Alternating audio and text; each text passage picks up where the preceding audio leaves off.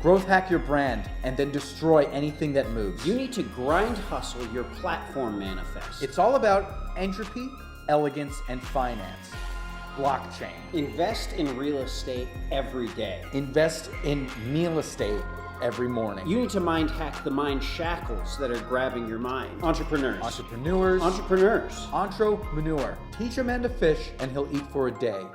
Eat the man who just fished and you'll eat for a lifetime. Spartans! Business Money Hacks. Hello, everybody, and welcome to another episode of Business Money Hacks. I'm Bridge Stewart. I'm Dustin Hahn. Blah, blah, blah, blah, blah. I'm Bridge Stewart, and I'm Dustin Hahn. Where? Good, gotta work real hard. I don't know, Dustin. That seemed a little unprofessional on the old podcast. We're trying to kind of put on a face here, and we're trying to pump people almost up. Sound like you're whining a little bit. I'm not whining. Podcast. You don't see the point. You don't see the point. Why are we telling people about business? Well, we have a podcast called Business Money Hacks. We're delivering our sort of take on the business atmosphere, the entrepreneurial atmosphere, and I think it's productive. Sounds like you might be questioning that. Rule number 3, never question what you do. Right, Bridge? Those are the rules of business. They're more like guidelines, I guess. Yeah. I guess I'm just having a hard time. You sound like a baby. Yeah. Yeah. So how about we? Let's bring it back. We get it together here, Dustin. Yeah. Okay. Yeah. I mean, I have days where I don't want to get out of bed. Today, I didn't want to get out of bed. Yeah. I'm tired. Yeah. I'm tired every damn day. I wake up and I'm tired. That's the first thing that comes out of my mouth. I say, God damn, I'm tired. I'm so tired. Oh, why don't you just sleep in a little bit more? no way. No? 3 hours. That's the max. That's the max you get. Yeah, anything more than that, and A 3-hour sleep. 3 hours sleep. Then I wake up and get to the grind and take stimulants and go Outside, and I talk to my mailman. He says, "Who are you?" And I said, and I yell at my mailman and say, "Get off my lawn. This is my lawn. Not "This is your my lawn." Yell at the mailman, say, "My lawn." Yell at the mailman, say, "My lawn." Go inside and eat some meat. Go to work and scream at my workers. Eat some meat and have a treat. Go outside and I scream at the mailman. I mean, we're kind of joking around here, but that is the Yeah. routine. I mean, that's the routine. I wake up, Yeah. scream at my mailman, and then eat meat. You open the window, scream, "I'm tired" to the world. Oh, yeah. Scream at the mailman, eat some meat, and head off to work. And then work all day. Scream at my employees. Go home, eat some more meat, have a little treat, maybe an ice cream bar. I'll eat meat at an ice cream bar, have a well-rounded dinner, and then get another 3 hours. You used to bring an ice cream man to the office. It would play like the ice cream song, and all your employees would kind of perk up and go, Oh, the ice cream man's here. Oh, the ice cream. Everyone's excited. This and it's reminds not me just, of my youth. But there would be no ice cream Yeah. in it, so you'd get up from your desk. Come on, let's go get outside. And it would just be empty. There'd Hey, be well, nobody no, in no. there. I would put ice cubes in it. So it's like how about a cone? You want a cone, and then you hand it to them. It's just filled with ice cubes. I'll have a frosty treat. Well, this is frosty. That's how you get around it. You don't say ice cream. You say, "Oh, do you want a frosty treat?" And it's just ice cubes. So you can't get sued because it technically is a frosty treat. Well, back in the 80s, I think some children sued an ice cream man, put him out of business because he used to creep around town, and the children sued. Wasn't that a big story? That was a big story back in the 80s. I mean, I think that's a little bit of a different story than what I'm talking about. I mean, you're Yeah. talking about an ice cream man who was just sort of creeping around the neighborhood, like trying to find kids. The ice cream man children ecosystem is very sensitive. You don't want to mess with that. You don't want to tamper with that world. No, you don't want to tamper with the relationship between an ice cream man and the kids. And his children. His children of the day. If you think about it, it's a very odd concept. An ice cream man is just driving around town and children are just chasing after him. They switch, then the ice cream man chases after the children. It's all about supply and demand, The children demand ice cream. The question is, what does the ice cream man demand? He's providing the supply, the service. The children, what are they providing? That was a question that was answered in the 80s to disastrous results. Yeah, that really shook up the ice cream man-child relationship that existed in the United States. Yeah, for a while afterward, it was just children working at the ice cream shops. And it was just, 8, 9-year-olds driving the trucks. And then it was the mid-90s child labor laws. Draconian labor shift. laws. Yeah. They no longer let kids make an honest dollar. Now kids have to go to school. They have to. They don't want to. You ever talk to a kid on the street? Yeah. I don't want to do that. I want to work. I want to get to work. I want to make an honest dollar. Yeah. That's what these kids are saying these days. Like, let me start Yeah. my new TikTok enterprise. Well, on TikTok, you've seen, a lot of these kids, Yeah. they stop dancing. Now they're just like, hey, can I get a job? Yeah. I'm trying to look for work. That was a huge thing that went viral. It's a bunch of kids just looking straight into camera on TikTok. Hey, I'm looking for work. I'm really having a hard time right now. Tough time. I'm 12. Unemployment's terrible right now. Trying to go to prom. I don't have any money. I'm trying to get on my JV team at my school. This is the new generation. This is half the reason why I was so depressed this morning. And, I don't have anybody to wake me up anymore. Yeah, you used to have a guy that would come in. He'd shock you. He'd shock me with a cattle prod every morning, and the guy recently quit, and that's why I've just been so upset. Why'd he today. quit? He got depressed himself. He couldn't wake up in the morning. Oh, no. He just didn't want to get up and go to another man's house and shock him. Yeah. That got sad for him. It's a delicate ecosystem as well. We're talking about ecosystems. You're talking about the delicate cattle system. prod ecosystem. Well, when you hire a guy to cattle prod you in the morning just so that you can get up. You got to get somebody to cattle prod him. The chain, they call it in the industry. They call it the electric chain. The electric chain. Every CEO knows about the electric chain. Yeah. How long's your electric chain? It becomes sort of a bragging rights thing. How long your electric chain? It's like, well, I've got 5 people shocking each other just to be able to shock me in the morning. Sad. I've heard it's gone as long as 12. Oh, no. Back in the 70s, there was a whole town just trying to shock each other. Really? It was a town, in Ohio. People didn't want to wake up in the morning. That's what they got to try get these kids doing.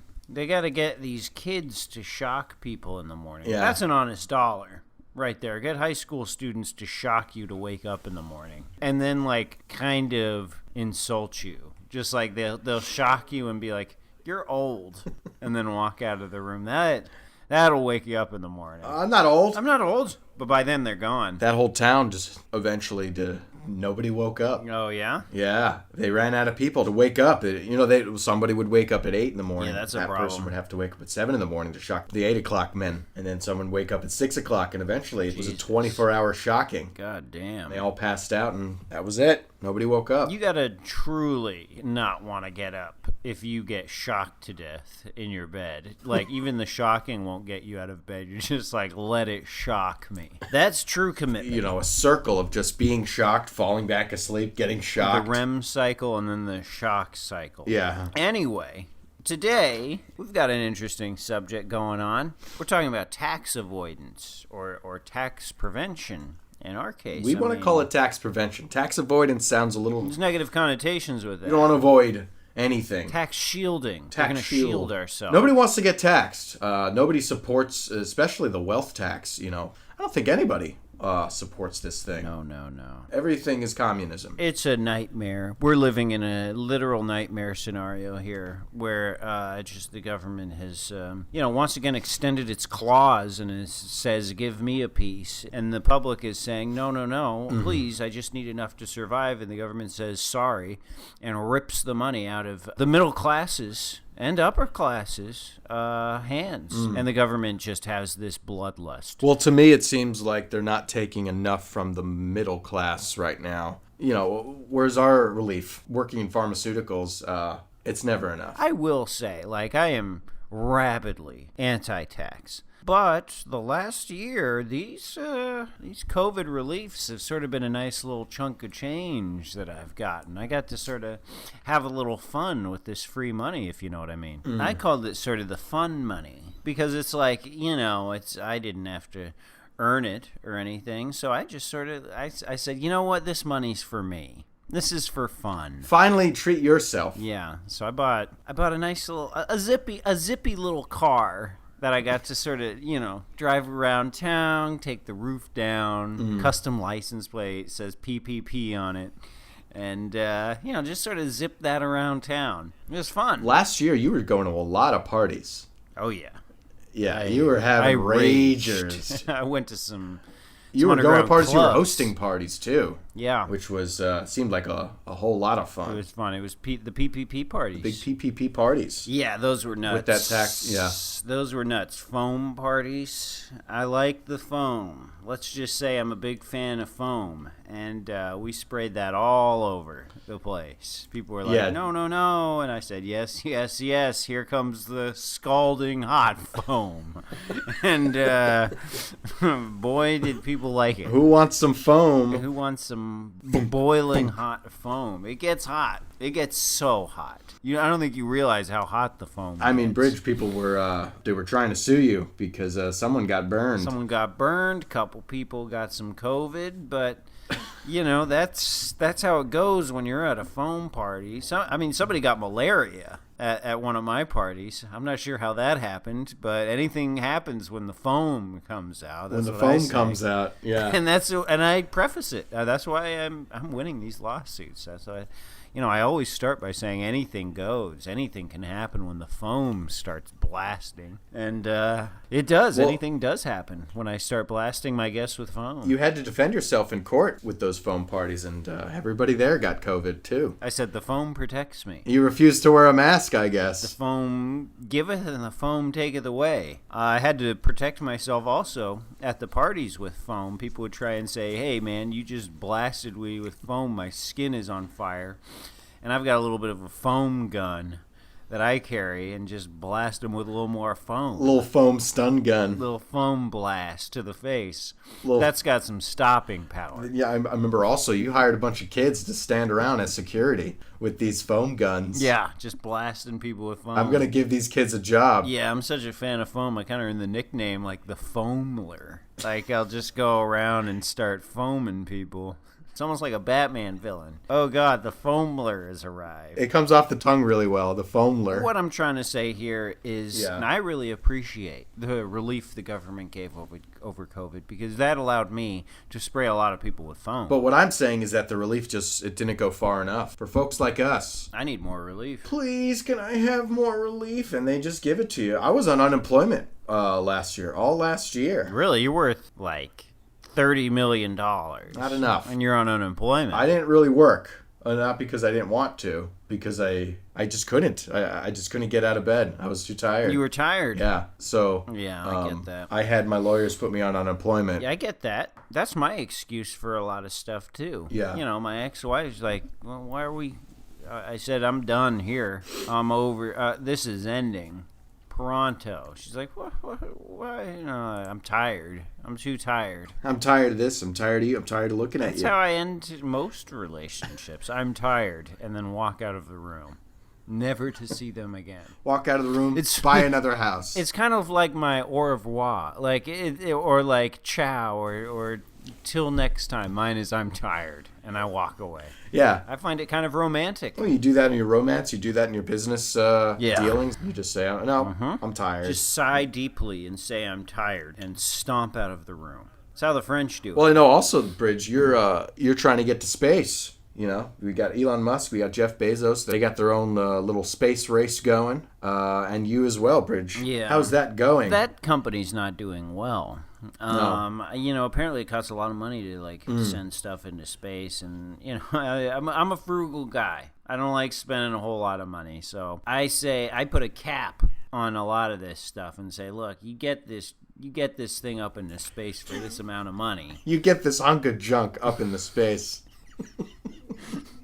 You get this tin can up into the atmosphere for this chunk of money, and that chunk of money alone. I'm not going to just be hemorrhaging cash into this horse shit. Just to get out in the space, just so you can beat Yeah. those other two competitors. Just get it up there. What the hell's the problem here? What's the problem? Get it up there. Why is this so hard? Just get it up How there. many guys do you have working for you? It's just like 6 or 7 guys. Yeah, they're hard at work right now trying to figure out how to send a shuttle into space for $50,000.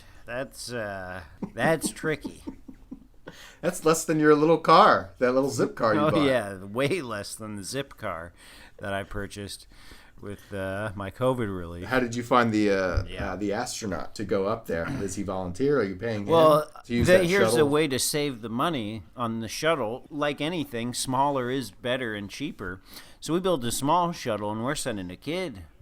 These kids, they want to go to space. They see Elon, and they're like, oh, space seems cool. It's like, hey, they're all into space, you know. Yeah, the kids are into space. They think it's all like Star Wars. It's a lot more intense than Star Wars and a lot more complicated. Yeah. But yeah, you send a kid to space, you save half the money. Like, it's just half the size of a regular You ship. spent a good amount of months going to schools, going to elementary schools. And these you'd, kids don't know have a better. selective process of which excited kid. Yeah, the teachers had a lot of problems with that. I'd show up, sort of like Willy Wonka kind of thing, you know, with the cane, and then flip off my petticoat. And scream, "Who wants to go to space?" And the teacher would scream, "Who are you?" And I would be like, "Well, I'm an entrepreneur trying to send kids into space aboard my shuttle. Who are you?"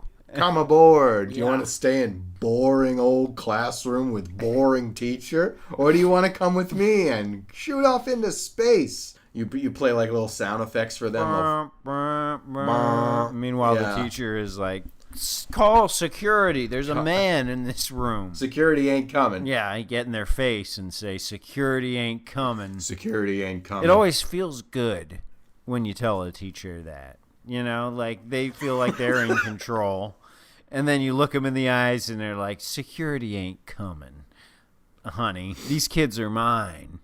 And I'm sending them to space." Yeah. All the kids wanted to do it, and I let them. I mean, I didn't send them all to space because the Right. spaceship wasn't ready. I mean, still got to figure that out. How many kids are going off into your shuttle right now? The whole class essentially wanted to go. And so, you know, I loaded them into the bus and brought them to the workshop where we're building these spacecraft. And, you know, like, the kids definitely, like, a lot of them didn't make it because their parents showed up with police and said, "Why have you taken my kids?" And I said, "I'm sending them to space." So that sort of, like, narrowed it down to a few other kids who I guess their parents were just sort of like, whatever.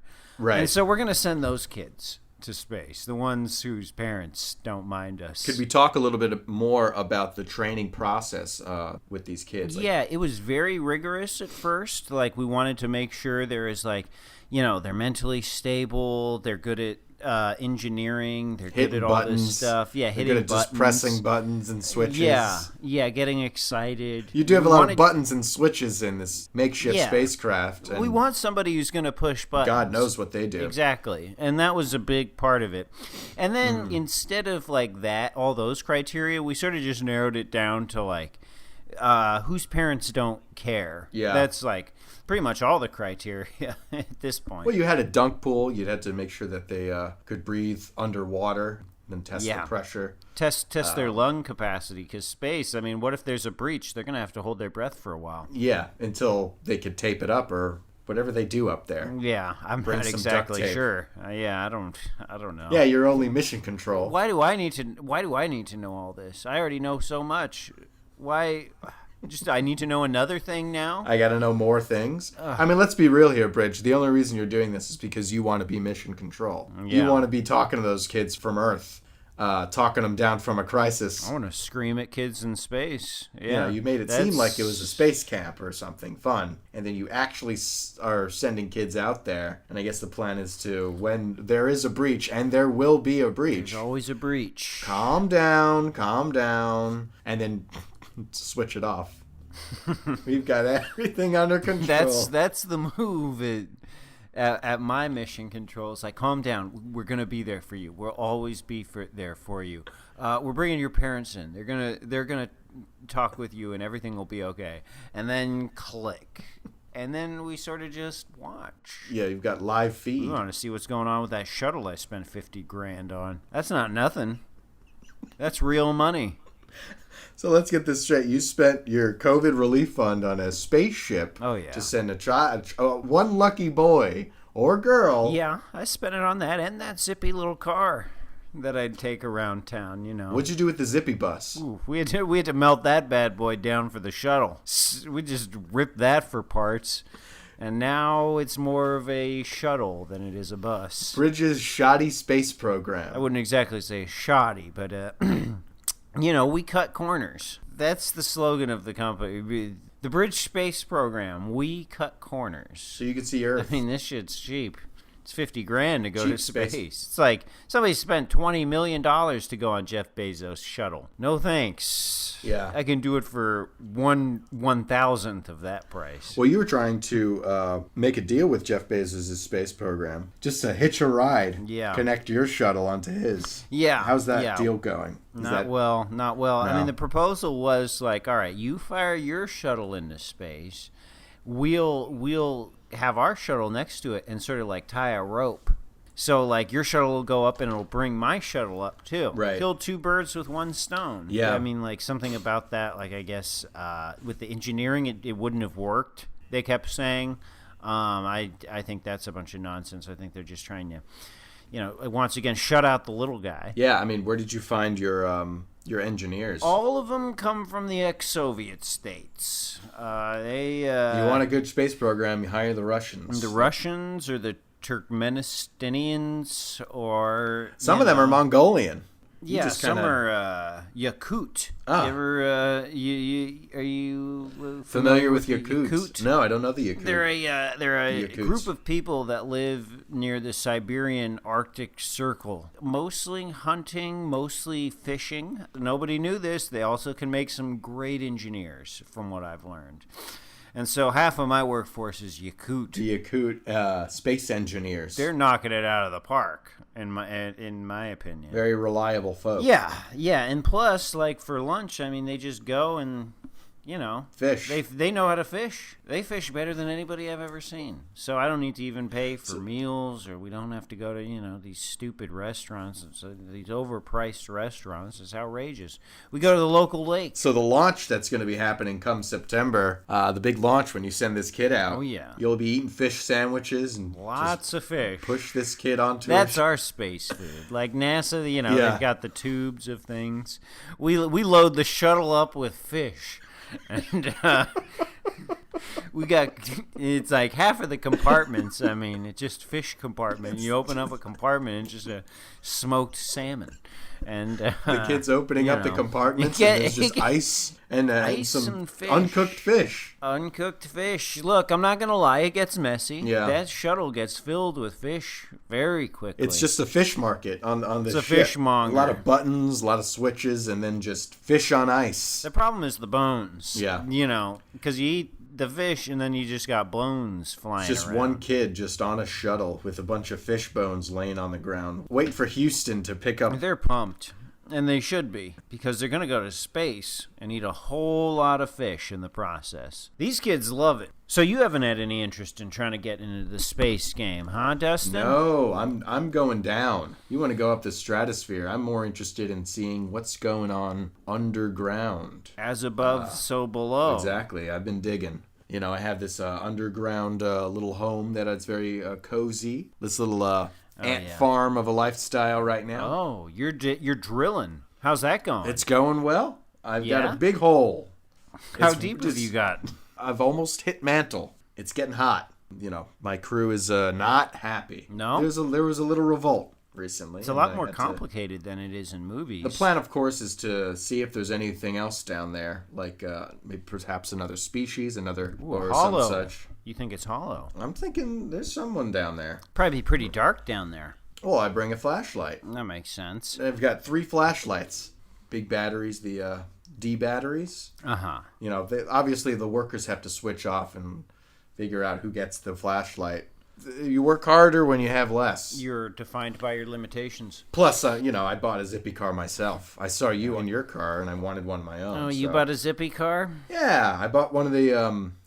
It kind of looks like it's your model. Oh. It's the same car as yours, so I figured that'd be like a fun outing that we can do together. You mean drive. us both driving the same exact car around town? Maybe we can go to the beach together or something. Or I don't know. Maybe it might be.